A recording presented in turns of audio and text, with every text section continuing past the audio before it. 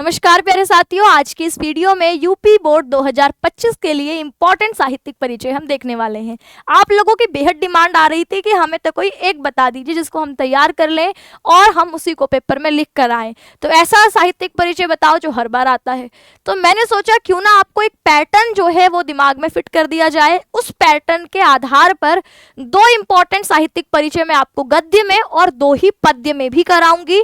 और मेरा आपसे वादा है कि अगर आप इन साहित्यिक परिचय को अच्छे से तैयार कर ले तो आपके साहित्यिक परिचय का जो 10 नंबर पेपर में आते हैं, एक लेखक का साहित्यिक परिचय और एक कवि का साहित्यिक परिचय, तो एक भी नंबर नहीं कटेगा। वीडियो के अंत तक बने रहें। सबसे पहले देखिए, हम बात करेंगे आपके किस खंड की? पद्य खंड की। पद्य खंड में आपको ये दिखाई दे रहे होंगे अयोध्या सिंह उपाध्याय हरिऔध, मैथिली शरण गुप्त, जयशंकर प्रसाद, सुमित्रानंदन पंत, अज्ञेय सच्चिदानंद, हीरानंद वात्स्यायन अज्ञेय और महादेवी वर्मा जी। ठीक है, ये आपके पद्य खंड के साहित्यकार हैं। इसमें जो दो इंपॉर्टेंट मैं आपको कराने वाली हूँ वो है अयोध्या सिंह उपाध्याय और हरिऔध। ठीक है, वैसे मैंने एक काम और किया है कि आपको पैटर्न तो मैं बताऊंगी, लेकिन पैटर्न के साथ साथ क्या हो, अगर हम एक टेबल बना के अपने जहां हम पढ़ाई करते हैं वहां चिपका लें, जिसमें हर साहित्यकार का नाम, इनकी जन्म तिथि, इनका जन्म स्थान और निधन लिखा हो, ताकि पेपर में आप क्या करें कि अगर आपने एक पैटर्न तैयार कर रखा है साहित्यिक परिचय का, अगर आप मान लीजिए अयोध्या सिंह उपाध्याय मैथिली शरण गुप्त करके आ गए वहां पर, लेकिन पेपर में कुछ और ही आया, पेपर में आ गया आपका अज्ञेय महादेवी वर्मा, तो आपका ऐसा नहीं कि वहां पूरे आप 10 नंबर गवा के आ रहे हैं, नहीं, हमें इनकी बेसिक जानकारी होनी चाहिए क्योंकि एमसीक्यू सवाल भी यहाँ से बन सकते हैं। ठीक है, तो इसलिए हमें ये आपको स्क्रीनशॉट लेकर रख लेना है। अब मैं कराती हूँ साहित्यिक परिचय को किस तरीके से आपको पेपर में लिखना है। पेपर में जीवन परिचय और साहित्यिक परिचय में कंफ्यूज नहीं होंगे। जीवन परिचय का मतलब होता है कि हम वहां पर केवल कवि का जन्म कब हुआ है, जन्म स्थान क्या है, उनके माता पिता कौन है, शिक्षा क्या उन्होंने ली, उनके जीवन की कुछ महत्वपूर्ण घटनाएं और बस खत्म। साहित्यिक परिचय का मतलब है आपको उनकी रचनाएं कौन सी हैं इसको शामिल करना है। साहित्यिक परिचय में लिखा होगा 3+2, तो ये जो 3 नंबर है ये इसी के हैं जहां पर आप कवि के जन्म, जन्म स्थान, उनका निधन, ठीक है, उनकी शिक्षा आदि के बारे में लिखते हैं, और ये 2 नंबर है उनकी रचनाओं के बारे में। तो आज की वीडियो में रचनाओं को ट्रिक से भी याद करवा दूंगी और साहित्यिक परिचय का पैटर्न भी कर देंगे। देखिए, यहाँ पर किसी साहित्यकार का लेखक आपको परिचय लिखना है, साहित्यिक परिचय, तो आप सबसे पहले लिखते हैं लेखक का नाम, जैसे अयोध्या सिंह उपाध्याय है ना, इनकी जन्म तिथि को यहाँ पर, यानी जो रेड पेन से मैंने लिखा हुआ है वहां पर आप किसी के भी जिसके बारे में लिख रहे हैं, जैसे आप अयोध्या सिंह उपाध्याय के बारे में लिख रहे हैं, मैथिली शरण गुप्त के बारे में लिख रहे हैं, महादेवी वर्मा के बारे में लिख रहे हैं, अज्ञेय के बारे में लिख रहे हैं, तो ये की पॉइंट चेंज होंगे, बाकी चीजें ठीक रहे सेम रहेंगी। जैसे आपका इन लेखक का जन्म इस तिथि को इस स्थान में हुआ, लेखक ने अपने जीवन में साहित्य के क्षेत्र में एक महत्वपूर्ण स्थान बनाया, इनका निधन इस तिथि को हुआ। अगर शिक्षा पता है तो बीच में शिक्षा लिख सकते हैं, नहीं पता तो आप इतना लिखेंगे तो नंबर नहीं कटने वाले। ठीक है, साहित्यिक योगदान, जैसे लेखक का नाम, हिंदी साहित्य के एक प्रसिद्ध उपन्यासकार थे या कवि थे या निबंधकार थे, या आपको पता है तो वो लिखेंगे, नहीं पता है तो इनमें से कोई भी आप उपन्यासकार लिख दीजिए। अगर पद्य खंड के पूछे हैं तो आप कवि लिख दीजिए, गद्य खंड के हैं तो आप निबंधकार या उपन्यासकार उनको कह दीजिए। ठीक है, के रूप में जाने जाते हैं। इन्होंने अपनी रचनाओं में इस तीनों को लिख सकते हैं, अगर नहीं पता तो समाज, संस्कृति और आपके समाज और संस्कृति को विशेष स्थान देकर साहित्य को समृद्ध किया, बस इतना लिख दीजिए। इन्होंने अपनी रचनाओं में समाज को विशेष स्थान देकर समृद्ध किया, इन्होंने अपनी रचनाओं में समाज, संस्कृति को विशेष स्थान देकर साहित्य को समृद्ध किया।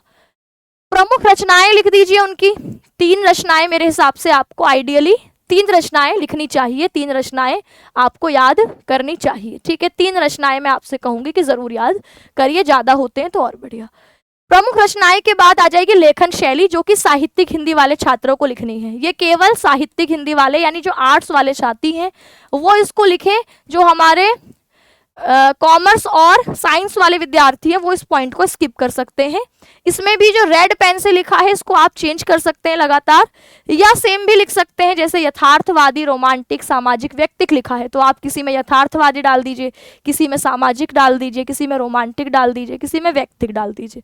ठीक है, इनकी रचनाएं पाठकों को गहराई से प्रभावित करती हैं। इन्होंने अपने साहित्य के माध्यम से समाज की विशेष समस्याओं को या समाज की समस्याओं को उजागर किया और लोगों को इसके प्रति जागरूक किया। ये लाइनें आपके सब में चल जाती हैं।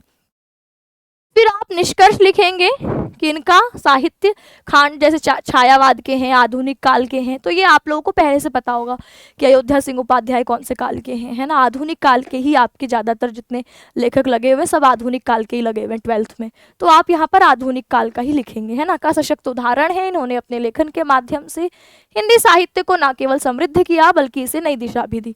इनकी रचनाएं आज भी पाठकों को प्रेरित करती हैं और हिंदी साहित्य में इनका योगदान सदैव स्मरणीय रहेगा। बताइए 80 शब्द आपके पूरे हुए कि नहीं हुए?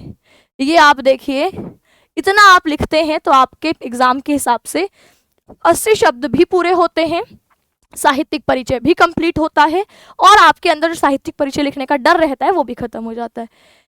एग्जाम्पल के लिए अयोध्या सिंह उपाध्याय हरिऔध का जन्म 15 अप्रैल 1865 ईस्वी को निजामाबाद आजमगढ़ उत्तर प्रदेश में हुआ, तो हमने यही फिट करा है इसमें, बाकी तो सेम ही चलता है सभी में। वे हिंदी साहित्य के एक प्रसिद्ध कवि, गद्यकार, नाटककार के रूप में जाने जाते हैं। इनका निधन, बस ये चेंज किया है, बाकी तो सेम ही है ना। फिर साहित्यिक योगदान के बारे में मैं लिखूंगी कि अयोध्या सिंह उपाध्याय हरिऔध, नाम ऐड किया, बाकी वही चीजें चल रही हैं कि हिंदी साहित्य के एक प्रसिद्ध कवि और गद्यकार, तो ये आपके कवि के रूप में इन्होंने उपन्यास वगैरह भी लिखे हैं, तो हमने इनको पद्य खंड के होने के कारण कवि बोल दिया और उपन्यास आदि भी इनके मिलते हैं तो गद्यकार भी बोल दिया। इन्होंने अपनी रचनाओं में समाज, संस्कृति, यथार्थ को विशेष स्थान दिया, ये पैटर्न में से ही लाइन उठाई है। इनके साहित्य में भक्ति काव्य, आधुनिक काव्य का समन्वय था। अगर आपको इनके बारे में कुछ एक्स्ट्रा पता है तो आप लिख सकते हैं, नहीं तो आप इतना लिख करके आप कह सकते हैं इनकी रचनाओं से समाज में जागरूकता आई, है ना। तो और उन्होंने खड़ी बोली को एक नया स्वरूप दिया। इनकी रचनाओं में करुणा, वात्सल्य और प्रेम रस की विशेष छाप देखने को मिलती है। आगे रचनाएं जैसे प्रिय प्रवास, इनकी खड़ी बोली का पहला महाकाव्य, वैदेही वनवास, पारिजात, चुभते चौपते, चौखी चौपते, रसकलश, ये काव्य ग्रंथ। गद्य में अधखिला फूल, ठेठ हिंदी के टाट, रुक्मणी परिणय। अब आप कहें हम याद कैसे करें, तो मैंने इसके लिए ट्रिक भी बना दी है कि प्रिया वैदेही ने पारिजात के चुभते रस से अधखिले ठेठ फूल रुक्मणी को दे दिए। तो प्रिया वैदेही ने, तो प्रिया से प्रिय प्रवास, वैदेही से वैदेही वनवास, पारिजात के चुभते रस से, तो पारिजात से पारिजात इनका काव्य संग्रह, चुभते से चुभते चौपदे और एक चौखे चौपदे होता है वो भी आ गया, रस से रस कलश, तो इनकी रचनाएं आपको और है अधखिले ठेठ फूल रुक्मिणी, तो अधखिले से अधखिला फूल, ठेठ से हिंदी ठेठ का ठाठ और रुक्मणी से रुक्मणी परिणय। तो ये इनकी कुछ रचनाएं आपको ट्रिक से याद हो जाएंगी, ठीक है। लेखन शैली साहित्यिक हिंदी वाले छात्रों को लिखनी है, ये सेम ही आएगी कि इनकी लेखन शैली ब्रज भाषा से खड़ी बोली तक भाषा के विविध रूपों का सुंदर मिश्रण है। इन्होंने हिंदी और संस्कृत छंदों में निपुणता दिखाई और मुहावरेदार शैली अपनाई। इनकी शैली में भावों की गहराई और रसिकता का बोध होता है जो पाठकों को गहराई से प्रभावित करता है। इसके बाद आप निष्कर्ष लिख दीजिए कि अयोध्या सिंह उपाध्याय हरिऔध का साहित्य आधुनिकता का सशक्त उदाहरण है। सभी में आप ही लिख सकते हैं। इन्होंने हिंदी साहित्य को न केवल समृद्ध किया बल्कि उसे एक नई दिशा दी। इनकी रचनाएं आज भी पाठकों को प्रेरित करती है और उनका योगदान हिंदी साहित्य में सदैव स्मरणीय रहेगा। 80 शब्द हो गए पूरे हमारे, है ना। आराम से हमने सारी बातें भी लिखी, 80 शब्द भी पूरे हो गए। एक कवि का और देख लीजिए, मैथिली शरण गुप्त।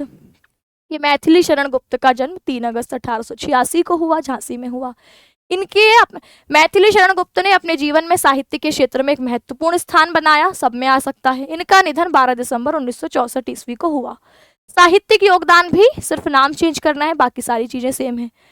फिर प्रमुख रचनाएं हैं हमारी साकेत, भारत भारती, यशोधरा, द्वापर, पंचवटी, सिद्धराज। इसको भी ट्रिक से याद कर लो, है ना। लाइन आपकी ऐसी कहानी से याद करने में आसान रहती है ना कि राम के साकेत में, भारत की पंचवटी में यशोधरा जयद्रथ वध की कथा सुनाती है।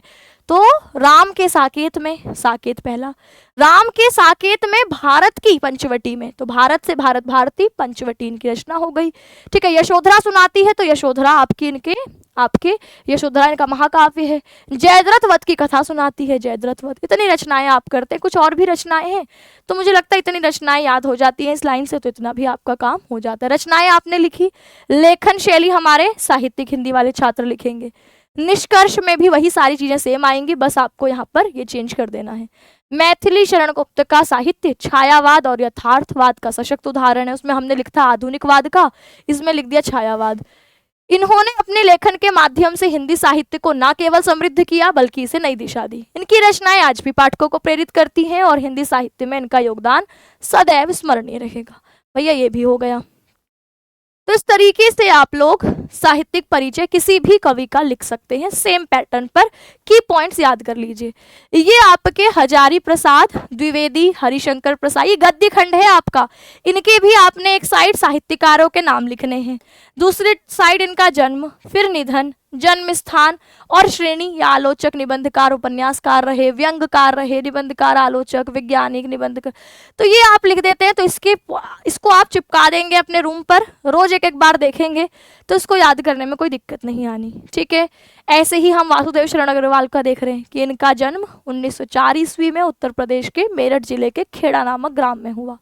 मैंने कहा था शिक्षा पता हो तो लिख दो, नहीं तो छोड़ भी सकते हो। अब हमें इनका पता है कि इन्होंने अपने जीवन में साहित्य के क्षेत्र में एक महत्वपूर्ण स्थान बनाया। यहाँ तक तो सेम लाइन है। शिक्षा हमें पता थी तो हमने लिख दिया, MA, PhD, D.Litt की उपाधियां प्राप्त की।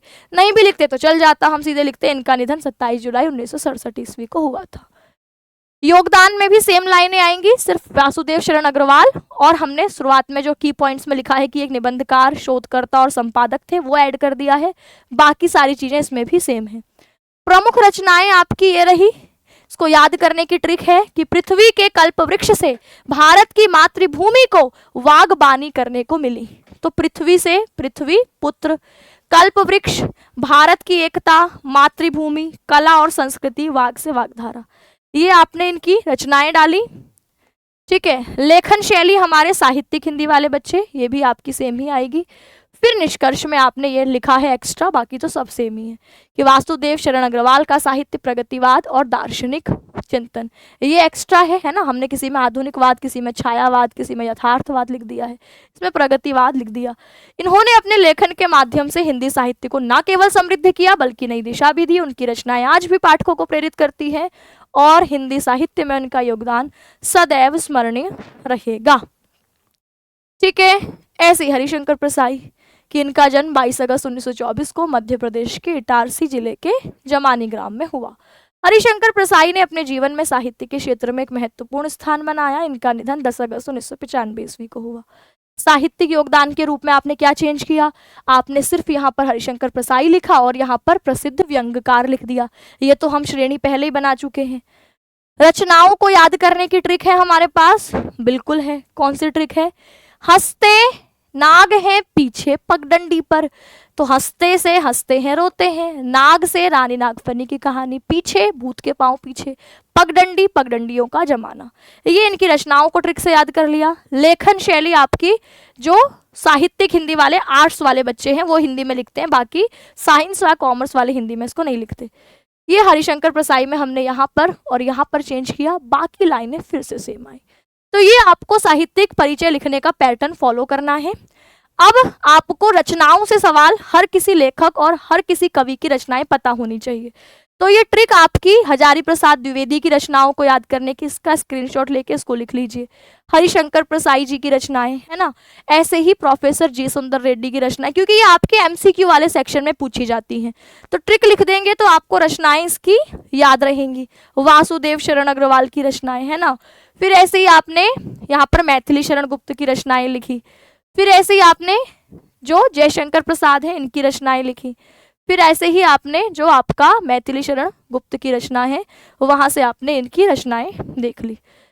तो ये आपके महादेवी वर्मा की रचनाओं की ट्रिक देखी। इसको रोक करके आप स्क्रीनशॉट ले लेंगे, मैंने तो आपको बस दिखा दी है, ठीक है, ताकि आपको पता चले कि आपको याद कैसे करना है। तो रचनाओं के नाम इसलिए याद करने हैं ताकि MCQ सवाल गलत ना हो। इनके की पॉइंट्स, जहाँ पर हमने जन्म, इनका निधन, किस स्थान में इनका जन्म हुआ और कैसे साहित्यकार हैं, इससे आपको साहित्यिक परिचय लिखने में आसानी होगी। एक पैटर्न लिखकर सुंदर सुंदर राइटिंग में हेडिंग्स बनाते हुए 2 से 3 बार लिखेंगे तो याद हो जाएगा। ठीक है। तो ये वीडियो कैसी लगी कमेंट सेक्शन में ज़रूर बताइएगा। इसी तरीके की आसान वीडियो आप लोगों की बोर्ड एग्जाम के लिए मिलती रहेंगी, लेकिन कमेंट सेक्शन में प्रतिक्रिया देना ना भूलें। सभी को नमस्कार, धन्यवाद।